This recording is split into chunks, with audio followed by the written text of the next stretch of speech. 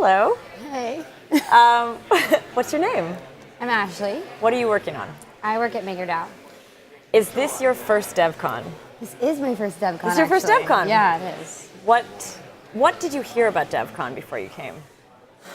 Let's see. I heard the food was pretty bad last year, so Okay. everyone's really excited about the food this year. Okay. But no, I've heard it's a really good place to kind of catch up with, the Ethereum Foundation, which is sort of spread out all over the world most of the time. And I don't know, everyone said they got a lot of energy from it last year.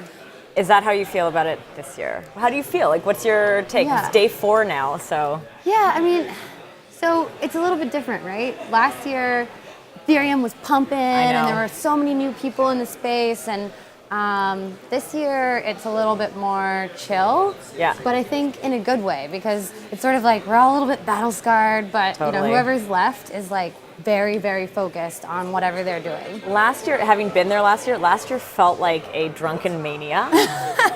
And this year feels a bit like a comfy hangover, where we're planning and thinking about what the next few days will be, or There's definitely been a little bit of drunken mania, but probably not as much as last year.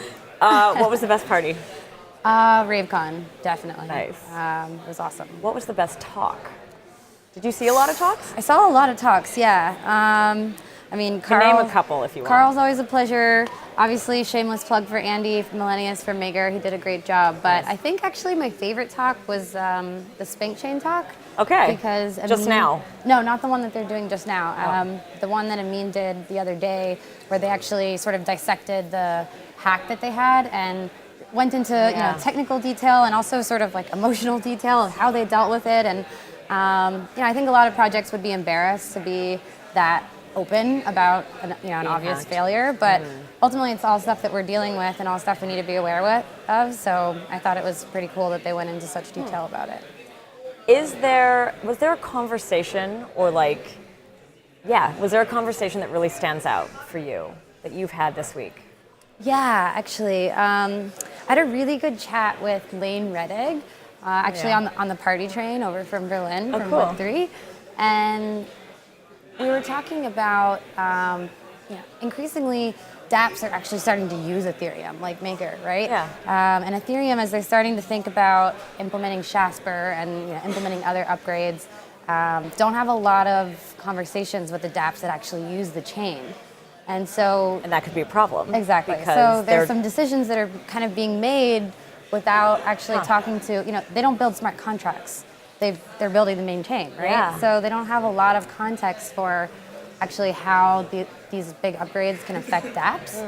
So it was pretty cool talking to him about, he basically just encouraged us to get more involved and really get in the conversation, because he was like, wow, we never thought about how that implementation might affect Maker. This is really helpful. That's a really, really good point. I'm going to tell you, I haven't said this to the camera yet, but one of the conversations that I had that was very, very good was actually with Mariano from Maker. Oh, really? And we had a conversation about how content is being funded and how there's sort of some gaps in the market for platforms that could potentially use Maker to help make content making easier. I'll leave it at that. It was a really good conversation. So are you off on a new project now? Gave me a very good idea. We're going to miss the podcast. You better not abandon it. The podcast is not going anywhere, man. Don't worry. Promise? Promise. Let's see what else.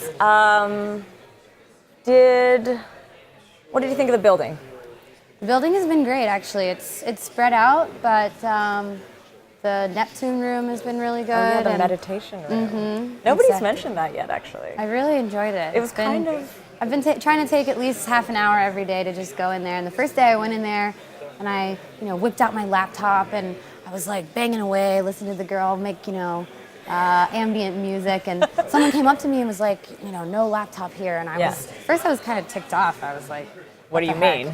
And then later on I was like, yeah, no laptops here. Yeah. We need to chill. And actually people have really used it. I've seen them just totally chilling. Yeah, well, this whole thing is it's a barrage of information, right?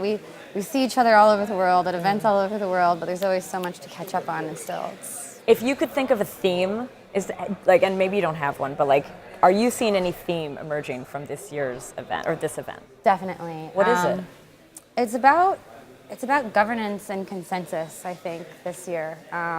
on everything from, governance and consensus in individual projects to governance in the community about, how we upgrade the network and how we actually implement, some of these big upgrades that are coming down.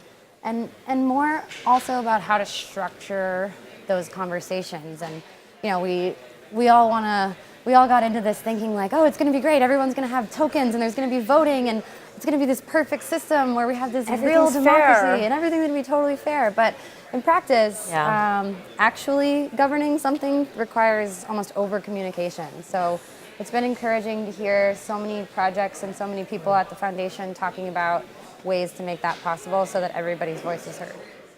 I think that's a great part. That's a great point to end this interview. Thank you for being on it. Sure. And I guess I'll see you next year at Devcon. Hopefully 2019. I'm sure I'm going to see you before that too. Cool. Okay. Thanks. Thanks.